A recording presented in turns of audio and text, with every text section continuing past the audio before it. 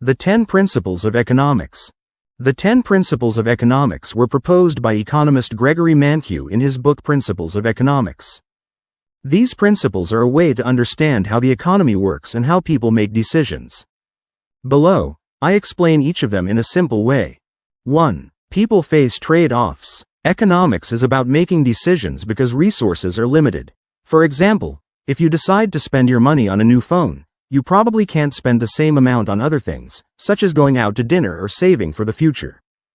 2. Opportunity cost is what you sacrifice when making a decision. By choosing one option, you lose the opportunity to choose others.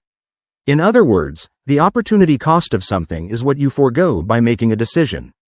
For example, if you decide to study all afternoon, the opportunity cost might be not going to a party with your friends. 3. Rational people think at the margins. Decisions are made by considering the difference between the benefits and costs of taking an additional action. For example, if a restaurant offers an extra hamburger for a small price increase, people evaluate whether the marginal benefit of the extra hamburger is worth the cost. 4. People respond to incentives. Incentives are factors that motivate people to act in a certain way. For example, if the government increases taxes on cigarettes, some people will quit smoking because the cost of doing so increases. 5. Exchange can improve the well-being of all.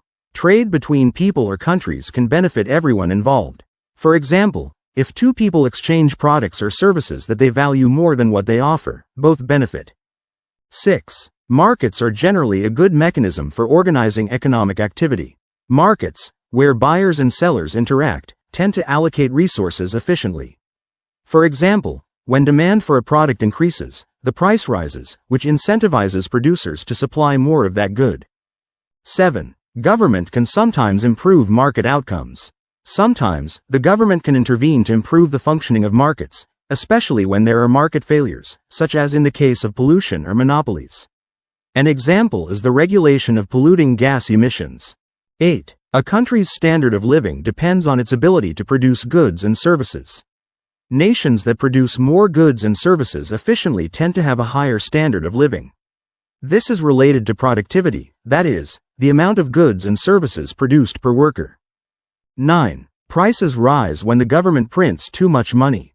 If a government prints more money without corresponding support for the production of goods and services, inflation occurs. This occurs because more money in circulation reduces the value of the currency, and prices tend to rise. 10. Society faces a short-term trade-off between inflation and unemployment. This principle refers to the Phillips curve, which suggests that in the short run, there may be an inverse relationship between inflation and unemployment. For example, if the government tries to reduce unemployment by increasing public spending, it may generate inflation. These principles are fundamental to understanding how economic decisions work, both at the individual level and at the public policy level. Each addresses a key aspect of economic behavior in complex societies.